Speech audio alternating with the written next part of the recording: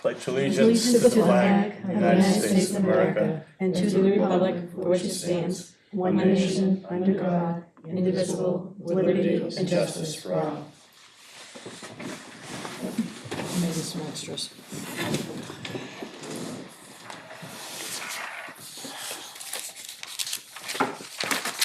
Cindy, are you gonna say anything on the public comment? I'm not.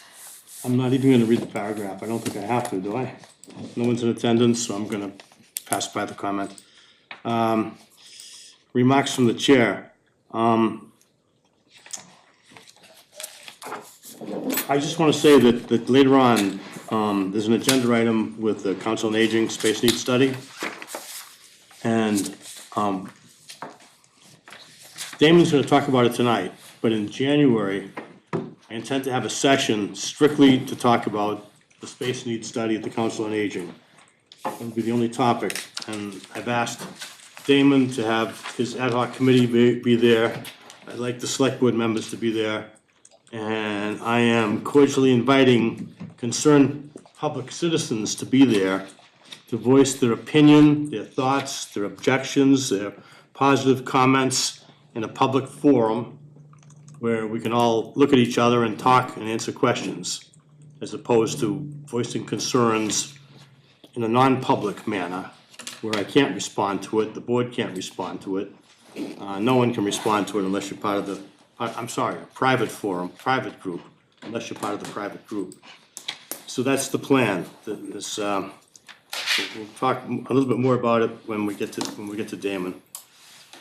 Grants, gifts, and donations. Acceptance of the Massachusetts Office of Disability fiscal year 26 Municipal ADA Improvement Grant Program, $41,000. There was a letter in your package from those people, from Alan Matenke, that talked about, he's the executive director, talked about this grant that comes to Newbury, provisionally approved by the Mass Executive Office of Administration and Finance for a max grant of $41,000, with his congratulations. And there's some work that Tracy will have to do, I think, to respond to the letter. It'll all be used for American with Disability remedial actions or positive actions. We'll contract with a consultant to do an ADA self-evaluation and transition plan, so. Great. Thank you, Joy, for writing that grant. You wrote the grant, Joy? Thank you. Good job. Thank you, Joy. Move to accept. Second. A roll call, discussion, any discussion? Hearing none. Jeff? Jeff Fogg, yes. Patrick Heffernan, yes. Alicia Greco, yes. Bill DeMayo, yes? Leslie Matthews, yes. Okay. Acceptance on behalf of the Newbury Police Department, $500 from Bradford and Leanna Gallagher. There is also, well, I'll need a motion first before we talk about it. I'll move to accept the grant from Brad and Leanna Gallagher. Second. Discussion. There is a letter in your package from the chief of police. On December 15, 2025, I received an unsolicited donation from Bradford and Leanna Gallagher in the sum of $500. I've attached a copy of the letter attached with the donation. Neither Mr. or Mrs. Gallagher have any outstanding criminal or civil activities with the Newbury Police Department. I respectfully request a check be donated into the Newbury Police Department gift funds account to be spent in accordance with Massachusetts general laws and in accordance with the policies and procedures of the town of Newbury. And there's a handwritten note that says, Police Chief from Spyglass Investments, stationery. Thanks for the good work by your department. We appreciate the safety of the community. Signed the Gallaghers, and there's a copy of their check. Any other discussion about this? Hearing none, a roll call vote. Jeff? Jeff Fogg, yes. Patrick Heffernan, yes. Alicia Greco, yes. Bill DeMayo, yes? Leslie Matthews, yes. Okay, thank you. Acceptance of the local cultural council allocation fiscal year 26-LC-LCC-2471 of $5,700 from the Massachusetts Cultural Council. I move to accept the grant from the Massachusetts Cultural Council. Second. Discussion, I This believe. is our annual grant, right? It's the annual grant our cultural committee gets. And there's a letter from the Mass Cultural Council which announced that award. And this is, as Alicia said, this is an annual type of award that they get, and they parcel it out to different activities. Some of them are in Newbury, some of them are outside of Newbury.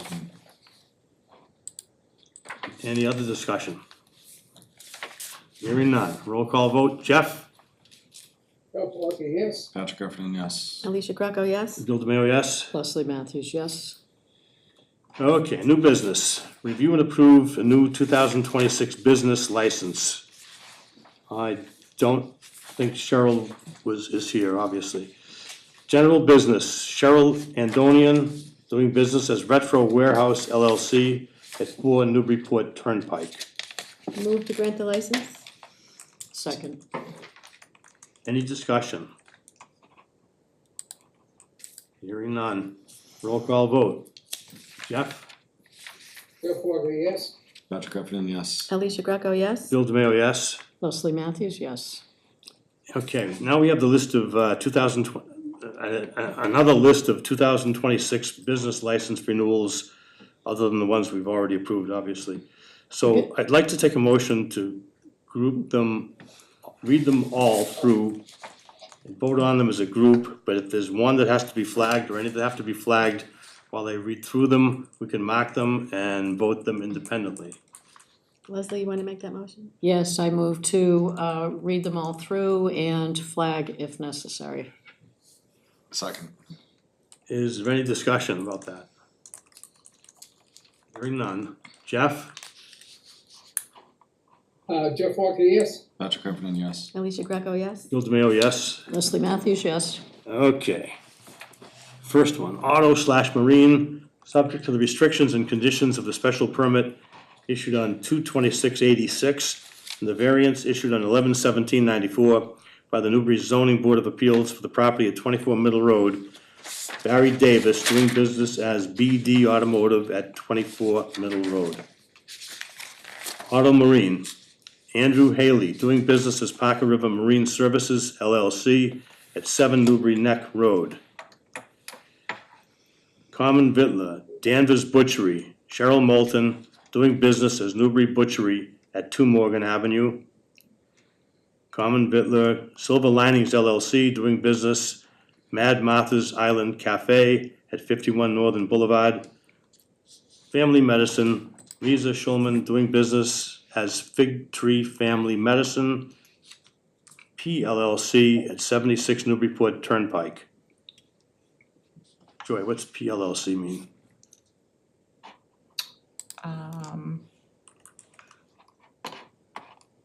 Professional Limited Liability Company. Thank you. But I'll try to remember that. General business. Henry C. Becker, doing business as Henry C. Becker Custom Building, LTD at 8 Riverview Drive.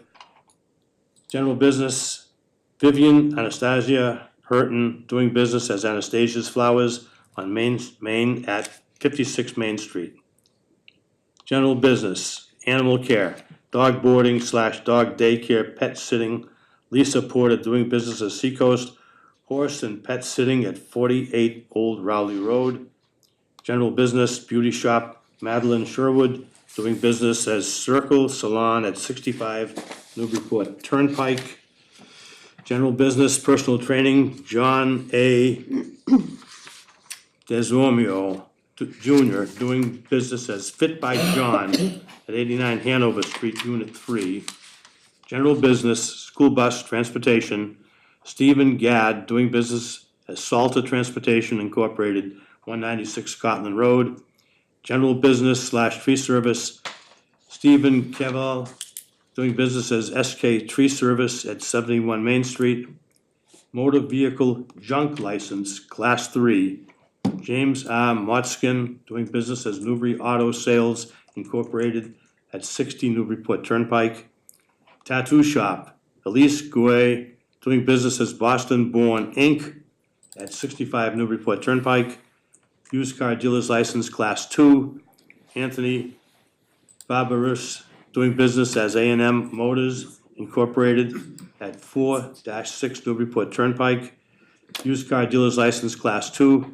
Michael Tartaglione, doing business as Auto Works of Hampton Falls Incorporated at 88 Newburyport Turnpike. I move to approve the business licenses as read. Second. Any discussion of any of them? Hearing none, a roll call vote. Jeffrey? Jeff Walker, yes. Patrick Heffernan, yes. Alicia Greco, yes. Bill DeMayo, yes? Leslie Matthews, yes. Okay, next is designation of the 2026 annual town meeting, meeting date. I don't think there was a document in the package for that, was there, Joy? No, there wasn't. Okay, well, let's have a motion first. I move that we set the 2026 annual town meeting date. I don't know what date yet till we have our discussion. That's right. Second. Okay, discussion time. So in the packet, you did have the bylaw that says that the town meeting, date, according to the bylaw, is a specific date in May, but that the board can choose to have the town meeting on a date in April or May. After what happened last year, and having some communication with Triton.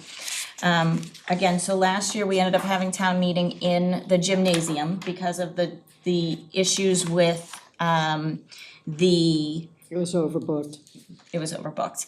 And because of that, it ended up costing the town more money because we had to rent chairs and then additional, audio visual services. So working with Triton, they were able to confirm that if we were to have town meeting on the first Tuesday in May, so May 5th, 2026, they can guarantee that we will have the auditorium without issue. And again, that will save the town, it's estimated at least a few hundred, if not $1,000 or $2,000.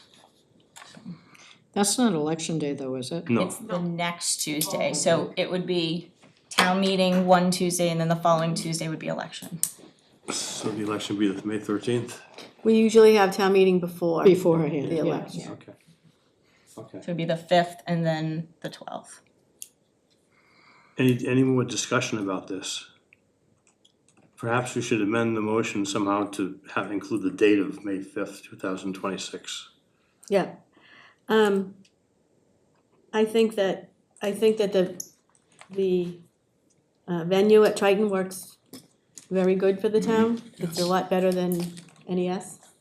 So I'm all for this. So I would like to amend my motion to set the annual 2026 annual town meeting at May 5th, 2026 at the Triton Regional High School Auditorium. Second. Any discussion about that date or that motion? Hearing none. Roll call vote. Jeffrey Walker? Jeff Walker, yes. Patrick Heffernan, yes. Alicia Greco, yes. Bill DeMayo, yes? Leslie Matthews, yes. Okay. Next. Presentation by Damon Jesperson related to the findings of the Council on Aging Ad hoc Committee for Site Selection Meeting. Before Damon gets to speak, you can get to the podium. I don't want you to be too comfortable in the chair.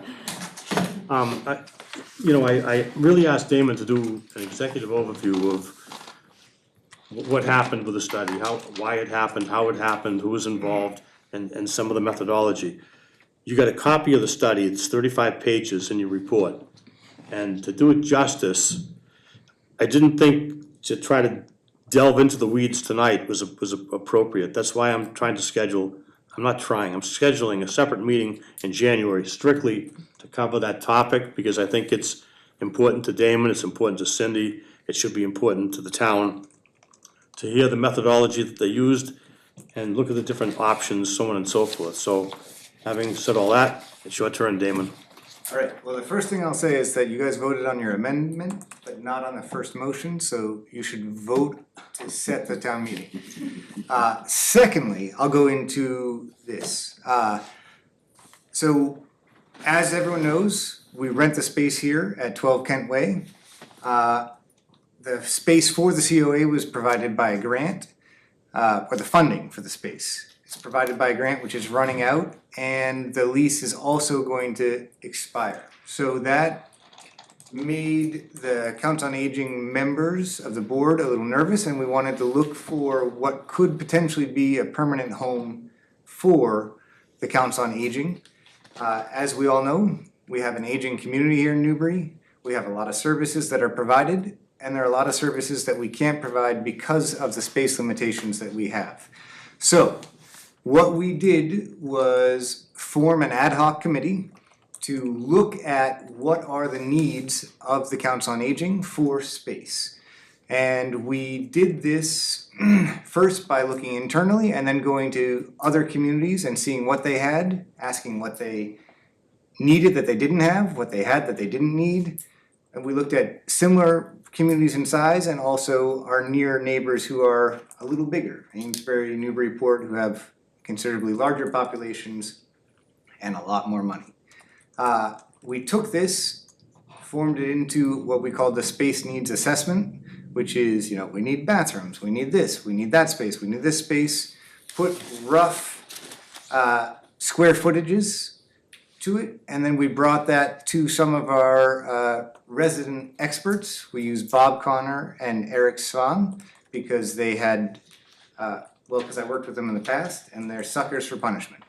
So, they reviewed what we had put together, made some cuts to some of the space needs, some expansion, recommended a 14% increase overall for utilities, hallways, stairwells if we have them, so that we can make sure that whatever building we build, should we get that far, will be a sufficient size to house the COA long into the future. Then, once we had firmed that number up, we worked with the assessor, the town planner, and we looked at the spaces in town that might be able to host a building of this size. We also asked people for recommendations, so went out in the newsletter that we were looking for a space where this building could go for a permanent home for the Council on Aging. We then created a matrix and scored all of the sites that we had reviewed, and then talked about it, made sure we were all on the same page, and then I wrote up the summary report, which you guys all have before you now. So it was it took a little more effort and a little longer than anticipated, but I believe it is a very good foundation for moving the discussion forward. It is by no means comprehensive or exhaustive. We didn't have any engineering funds. We didn't come to the town for any money to do this. It was all volunteer time of some of the members of the COA and some of the members of the COA board. So that's what I got for you. Very good. Any questions, any discussion points? I have just one quick question. In reading this, and this is really amazing that you guys pulled all this together.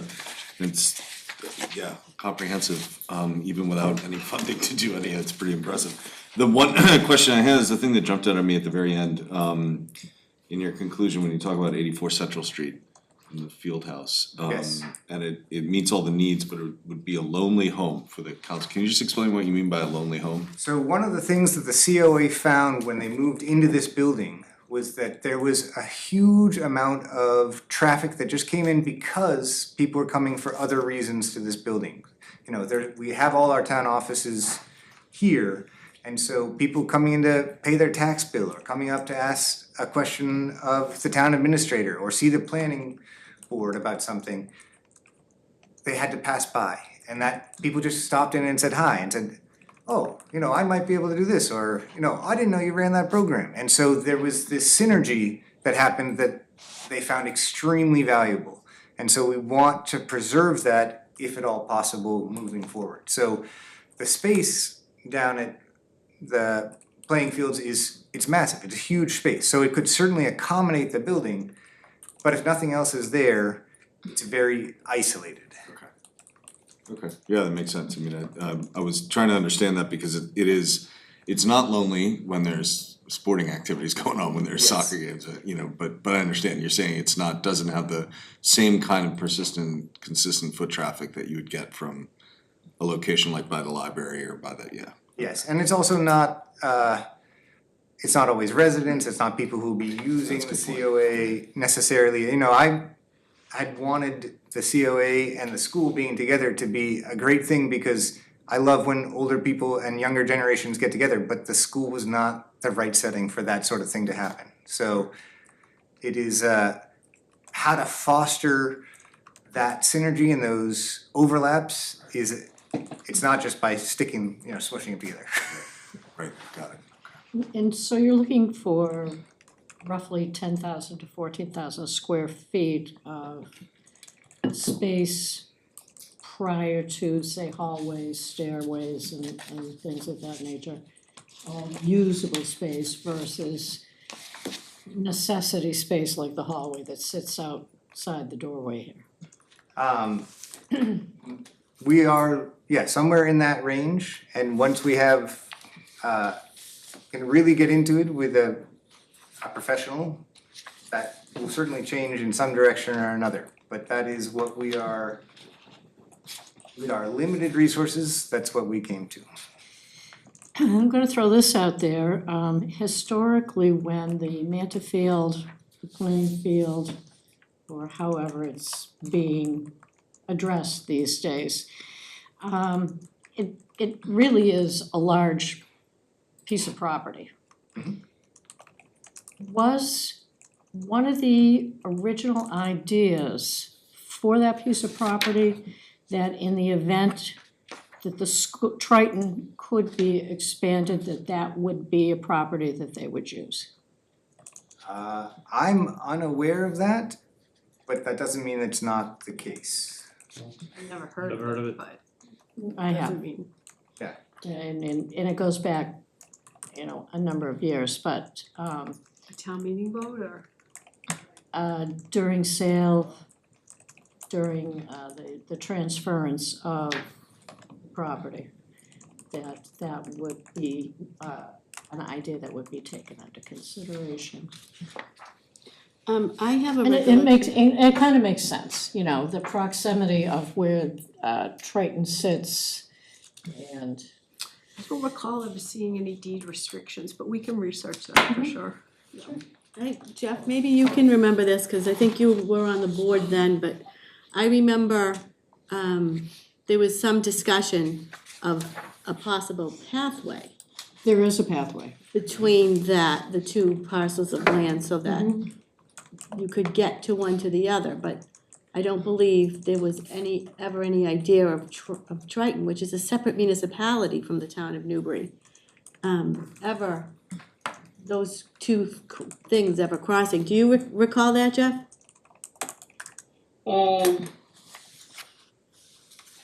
Actually, it wouldn't be, it would be too far a distance for lateral access to be useful, I think, don't you? I do, Um, yeah. I don't have any I don't ever heard of that.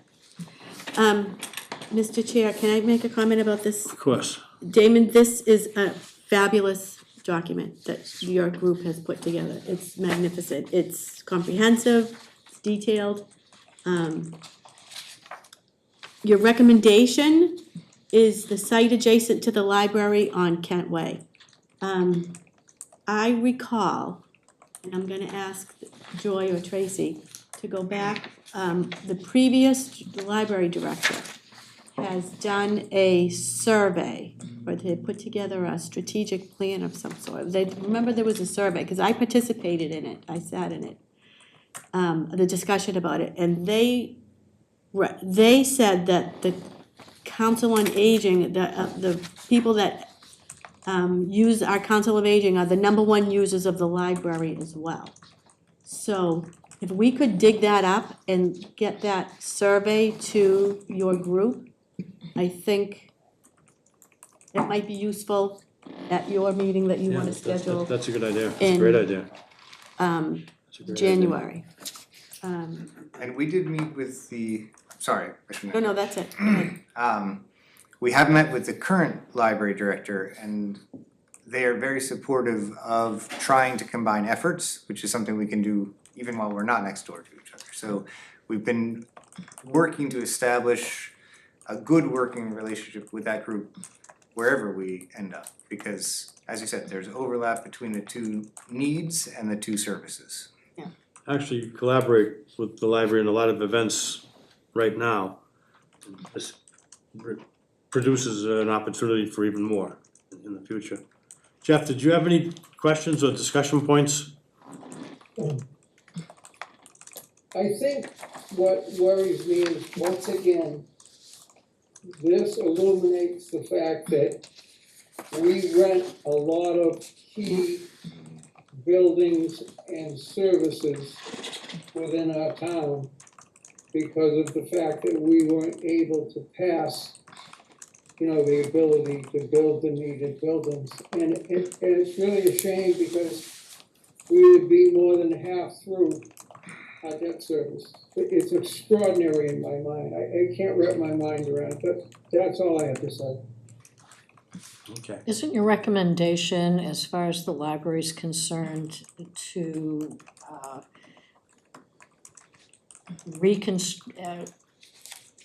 build a second floor for utilizing the second floor for library use and the first floor for? No, that was, so we, in this report, took in every recommendation that was made by a citizen and included it in the report, because I wanted everyone to feel like they were heard. So that was a citizen's recommendation, and it is not what we recommend going forward.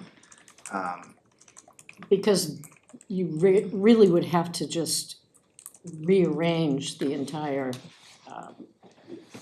lot down there. It would, It is, start to finish. And we just invested a huge amount of money into a new roof. yeah. An HVAC system. Yeah. What we wanted to do is make sure that the people who wrote in these suggestions saw that they were taken seriously. And so I did not believe that that was going to be a viable solution. I have not looked at the structural engineering or what would go into it, but I wanted to take it and give it its just look over. And I feel like we gave it its due diligence, and I don't think it's a good idea to try and change the library into a different function by adding a second floor. And then the other recommendation was to take ownership of that for the COA and to remove the library and put it down to, The green, and that also, I Which- said was probably not a very good idea. not a very good idea. Or not the idea that I would recommend. I won't say it's a bad idea. So When you sought the people out, excuse me just for a Go ahead. second, Bill. Yes. But this is, when you sought people out for their ideas and recommendations, and how did you reach out to these people, and how did they get back to you with what their thoughts were? So we had included it in the newsletter that the COA sends out, and we put out appeals like this in our meeting, so that if people were watching the meeting, they would know that we're looking for property, and if they had ideas or suggestions, what I really hoped is someone would say, oh, you have that need? I have this big piece of property and here's $50 million, go build what you want. But that didn't happen. And it probably won't, even though we're talking at a bigger meeting now, so. And would you also say that it would be not a good recommendation to put an establishment on the property next to NES where it has already been determined that there's far too much wetland in there to support any kind of a building? Yes, I think once you get into the report, you'll see that even though we own that property, it seems like it would be a very, very challenging place to build. If I can just interject, Leslie, I like your questions. There are a lot of pieces to this puzzle, and I think your questions would be even more appropriate to a larger audience, so everyone can hear them at the same time. Right, well, we don't have one. Well, that's why I'm Not yet. scheduling something in January, Leslie. But And I'd like I'm to- I'm gonna address Damon about this because he was, he put this together, they worked very hard on this, And so just to give you a little bit more to think about some of the questions that people may come up with during that discussion in January. Thank you. You know, if they have the ability to be privileged enough to read through this information that you know, we have, it would be Let's extremely talk helpful. about privilege, if I could just stop you for a minute, let's talk about privilege of reading this. It's posted on the town website. A draft copy of this went into the public domain a couple weeks ago, Yes, I okay? forget which This meeting. document now is in the public domain, having been surfaced here at our select board meeting. So the report is available to any interested person who wants to pick it up or look at it online. It's on the Council on Aging website, Joy, as well as the town website. Two different places. Mr. Chair, may I, do you have copies of these, maybe paper copies down in the Council on Aging too? No, but I can make them. That would be great. That would be really helpful, And maybe because the there are so library, many too. people that the discussion is the age group of people that would be more of the forum of how they would gain their information versus going onto a website. That's a good thought, to put paper copies in the Council on Aging. In the Or even library. or even up here, the library. Yeah, That's a good suggestion. I mean, I think the whole purpose of tonight is to try to understand what Damon's ad hoc committee has done, and for us to move it forward by having this communication session next week. And, I mean, in January, rather. Year, yes. January. Next year. And, I mean, do you need a, vote of the board to accept the recommendation of the ad hoc committee? Tracy, I think, do we need that? no, I think you're gonna, isn't your plan to wait until after wait you have until your after, forum? yeah. Okay. Wait to get input from the public, wait to get your input, your questions answered in January. And that may change something perhaps in the report, I'm not sure, but, I mean, let it get vetted, let it get vetted by the public. I mean, this is a great opportunity for concerned citizens to show up at a meeting Excuse me. to try to raise their concerns. Yeah. Can I ask a question about that? Sure. As far as that meeting in January, most of the people that we're concerned with, Damon and I, would probably be better, especially with how it gets dark so early, to have this meeting during the daytime, which I know eliminates people that work. I'm just wondering what your thought process is on, is this going to be an evening meeting or a daytime? I hadn't thought about timing, it's an excellent point. How about a Saturday? We also talked about having it in the Council on Aging, because I think it says better accommodations for hopefully a larger crowd. How about a Okay. Saturday meeting? Does that work for everyone? Because when we were doing the town hall project, we had a couple of Saturday meetings, Saturday mornings. Do a Saturday morning around 10. That works for us, because then I don't have to worry about other programs that are going on. It's true. I think that's a very good suggestion, and the suggestion to print up some copies, so we can print up a few and put them here, downstairs, and at the library, and then if they get taken, just let us know and we'll print some more. Because people will sit down and they'll, as they read through it, they'll make their own personal notes. Yes. And they'll have their own personal references to feel more prepared to attend the discussion meeting that, you know, Bill is recommending. That would help public awareness, which is my primary goal. One more thing, Mr. Chair, if I may. You may.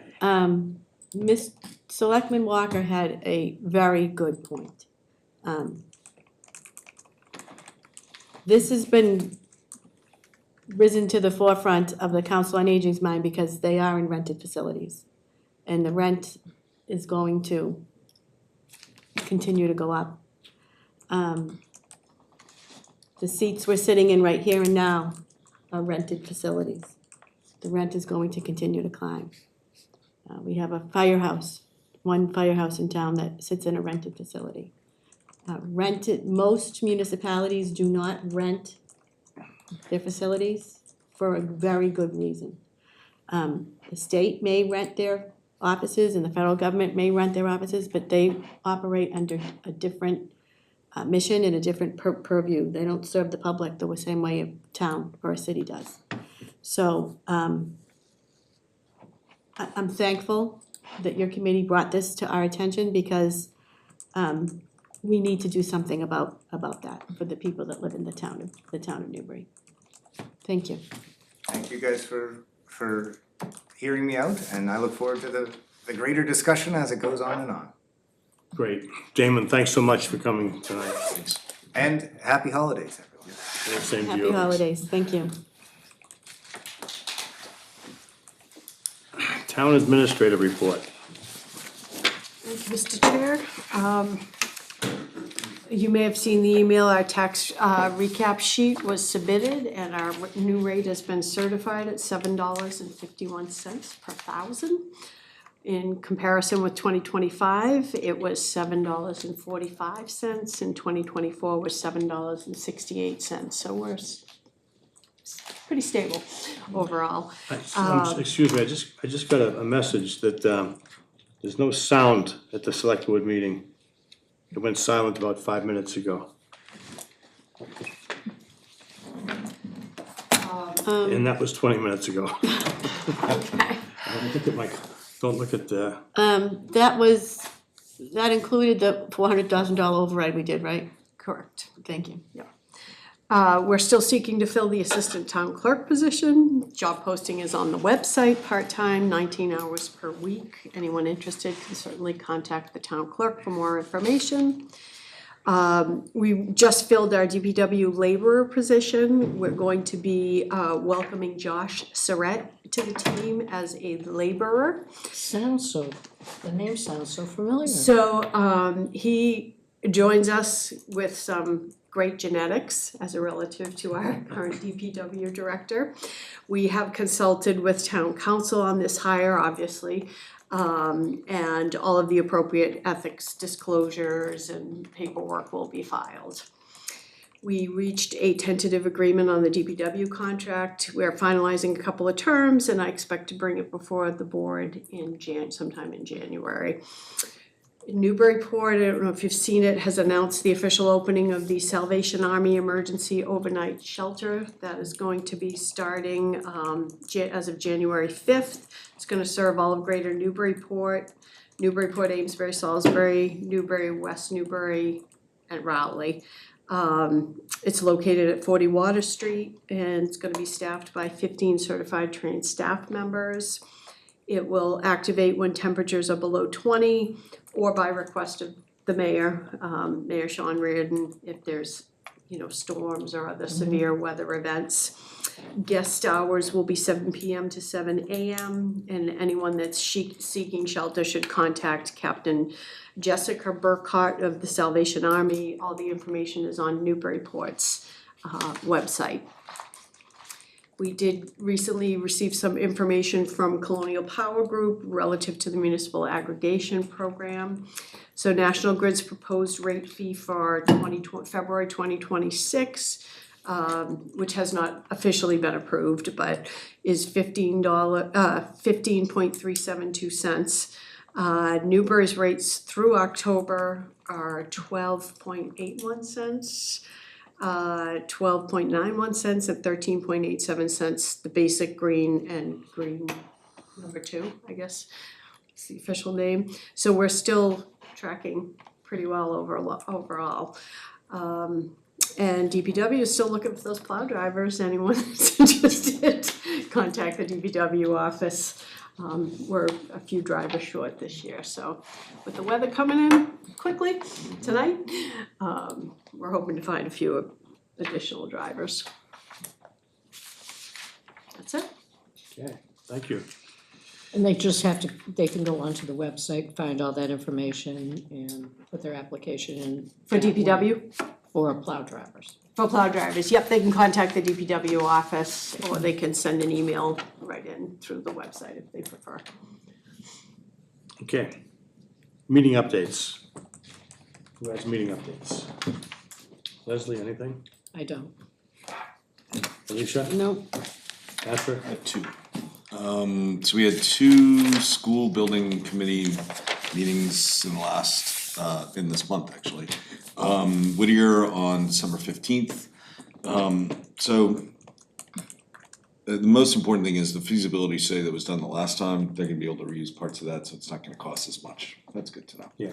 The other thing is the enrollment that Whittier's administration put forward to the, what is it again? I always get, MSBA, yeah. Yeah. At 1,500 that's what they're gonna sit down and talk about in January 28th, they have a meeting. And MSBA will either accept that number or give another number, and so the school building committee ended up having a vote for some reason about whether or not we all agreed with that number, which doesn't really matter, so, cause it's already gone to MSBA. Anyway, that was the January 28th meeting, and then there was that January 28th is when that meeting's coming up. And then the second one was the 18th of December, it was a Triton School Building Committee meeting, just over Zoom, just to update that the MSBA is reviewing the OPM selection for the Triton build. And there will be a communications subcommittee that's gonna start in January. Michael Colburn will co-chair it along with me, to focus on starting the communication plan for this now, like as soon as possible, so. It's big. Yeah, so that will kick off for real in January. Okay. Okay. Jeff, you haven't had any meeting updates that you have to give us, have you? No. I went to the Eastern Essex District meeting, last week, and we had good conversation. They over the years, they've accumulated quite a sum of money from the 6 towns, the municipalities that participate, the 6 towns that participate. Newbury's actually gonna get a refund of $11,295 out of our share of that group of money, and they're retaining some money there for unplanned events, I guess is the best way to call it. I also went to the first meeting of the Regional Agreement Amendment Committee. How'd that That go? was last Wednesday. And let's say that committee is 26 people, 11 municipalities, 3 towns, 8 municipalities, 11. 22 of us, 11 voting members and 11 backup members, and 4 members of the Whittier School Committee, They got 4 non-voting members. yeah, they found 4? 'Cause 4 people showed up, 4 people Okay. were there. Have a list of what their names and contact numbers are. Angus Jennings was elected as the chair of that committee, and the sub-chair is the mayor of Haverhill. I never remember her name. That's okay. Sorry to put you on the spot too. Okay, and nobody volunteered to be secretary, and that turned out to be 20 minutes worth of discussion. Melinda Barrett. Yeah, Thank Melinda you, Barrett, thank you, yeah, that's thank it. you. So we have like probably a year to try to amend the regional agreement, because that's about the timing when they will have to go into the schematic build phase. And the agreement, according to MSBA, has to be done, regional agreement has to be changed, modified, amended before we can get into that schematic build phase. So that's pretty daunting, you know, I'm not sure if we can do it in meeting once a month, but whatever it takes, we have to do, so. Next meeting is January 7th, not August, January 7th. And, August sounds good. yeah, well, yeah, we'd never get it done by then. So it's gonna be interesting, I mean, this committee will make amendments, vote on them, come up with what we send up to the Whittier School Committee. They will have to vote on it, amend it, return it back to us. If they accept what we propose to them, they pass it on to SD. And then they review it. Desi, DESI, thank you. DESE. Too many acronyms. yeah. Then it comes back to the school committee, so there's a lot of back and forth on it, and you know, it's easy to say, you'd like to get consensus at the committee level, which means everybody agrees to it before you pass it on, but that will be a challenge for a couple of reasons, for a couple of municipalities is the best way to say it. And that is it for my meeting updates. Do they have, funding put aside for this? Well, two things, the Triton has funding put aside for the feasibility, right? Oh, Yeah. yeah, yeah. And does Whittier have any money put aside for anything that they need to do? For the feasibility, it was estimated at about $2.5 million, I think. And, they have North Shore, Northeast Community College put up $500,000, and I think Whittier's putting up $500,000. And there's about $25,000, which should be assigned to Newbury in maybe fiscal year 27, 28, something like that. Yeah. Is that right? Yep, Only 25,000 to us? Yeah, Okay. yeah. So. Thank and- you. And what Patrick said about not having to go through feasibility again for the existing Right, It's huge. project that got voted down, you know, we said we spent all that money already, it'd be a waste of time and money, cause we don't really wanna do that. We wanna go to the NECC. there's things like Site. soil samples, and soil samples are not gonna change over the course of a Exactly. few years, so like, it makes sense to be able to use it, so, Thank you, God. yeah. Okay. Review and approve the meeting minutes. I move that we approve the meeting minutes of December 9th, 2025 as in our packet, as presented. Second. Any discussion about the minutes? Hearing none, roll call vote. Jeff? Jeff Walker, yes. Patrick Heffernan, yes. Alicia Greco, yes. Bill DeMayo, yes. Leslie Matthews, yes. Okay, thank you. We need a motion to approve sign warrants. Move to sign warrants. Second. Any discussion? Roll call vote. Jeff? Jeff Walker, yes. Patrick Heffernan, yes. Alicia Greco, yes. DeMayo, yes. Leslie Matthews, yes. We are not having executive session due to a scheduling issue that came up. Yay. And I'd like to have to adjourn, Move to adjourn. a motion to adjourn. I move to adjourn. Is there a second? Second. Does anyone have a discussion about adjourning? Roll call vote. Jeff? Jeff Walker, yes. Patrick Heffernan, yes. Alicia Greco, yes. Bill DeMayo, yes. Leslie Matthews, yes. Great. Happy holidays to everybody.